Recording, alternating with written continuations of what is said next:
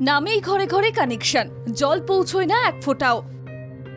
জল ছাড়া জীবন চলে না। বিশেষ করে চাঁদি ফাটা গরমে পানীয় জল না মিললে ত্রাহি ত্রাহি রব উঠেছে। গরম পড়তেই দেখা গিয়েছে জলের হাহাকার। বলাগড়ের সোমরা ২ নম্বর গ্রাম পঞ্চায়েত এলাকার মশরার মানুষ জল তৃষ্ণায় জোরালো সংকটে। ৫০০-র বেশি পরিবারের বাস রয়েছে এই গায়ে। ২ বছর আগে জনস্বাস্থ্য কারিগরি দপ্তর থেকে পাইপলাইনের মাধ্যমে বাড়ি বাড়ি পানীয় জল পৌঁছে দেওয়ার চেষ্টা হয়। ১ মাস পানীয় জল সরবরাহ ঠিক থাকলেও পরবর্তী সময় পানীয় জল আর পৌঁছয় না। জলের কানেকশন থাকলেও জল পাচ্ছেন না গ্রামের মানুষেরা।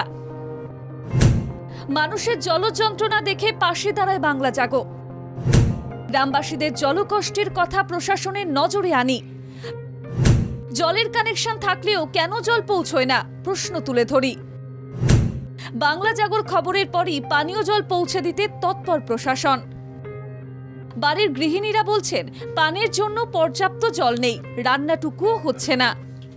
একটু জল পড়েনি, তাহলে এবার আমরা কি করব? আমাদের এই সরকার একটু ঘর দিয়েছে, তাও এখন হয়নি ভালো।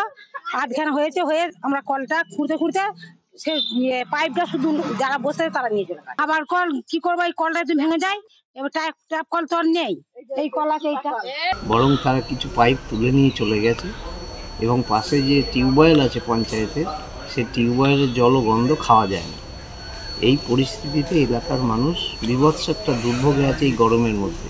পঞ্চায়েত সদস্য মহামায়া পণ্ডিত বলেন, পাইপলাইন মাঝে মাঝে কেটে যায়। কিছু কিছু জায়গায় টুলু পাম্প বসিয়ে জল তুলে নেওয়ায় পাইপলাইনে জল সরবরাহ ঠিকমতো হচ্ছে না। এ বিষয়ে হুগলি জেলা পরিষদের সভাধিপতি রঞ্জন ধারা বলেন, সোমরায় পানীয় জলের সমস্যা দূর করতে বাড়ি বাড়ি নলবাহিত জলের ব্যবস্থা করা হয়েছিল, কিন্তু সেখানে জল পাচ্ছেন না গ্রামের মানুষজন। এটা শুনলাম, কি কারণে এটা হচ্ছে সেটা দেখে এই সমস্যার সমাধান করা হবে। মুখ্যমন্ত্রী এই প্রকল্প নিয়েছেন সব বাড়িতে যেন জল পৌঁছয়, সেই জলের অপচয় হলে তাও দেখতে হবে। ফোর্সের যে দরকার, সে হয়তো ফোর্সটা কম হয়ে গেছে বা হচ্ছে না। তো যাই হোক, মানুষ মমতা বন্দ্যোপাধ্যায়ের স্বপ্নের পরিকল্পনা বাড়ি বাড়ি পানীয় জল পৌঁছে দেওয়া। সেখানে আমরা চাই না যে কোনো জায়গাতেই যেন মানুষ জলের সমস্যায় না ভোগে। সেই জায়গাতে দৃষ্টি নিক্ষেপ করে বলছি যে আগামী দিনে যা যা পদক্ষেপ নেওয়ার, তার জন্য সেই পদক্ষেপ গ্রহণ করা হবে। বাংলা জাগো একথা সম্প্রচারের পরেই জেলা পরিষদের সভাধিপতির নির্দেশে পঞ্চায়েতের পক্ষ থেকে পানীয় জলের ট্যাঙ্ক পাঠানো হয় সংশ্লিষ্ট এলাকায়।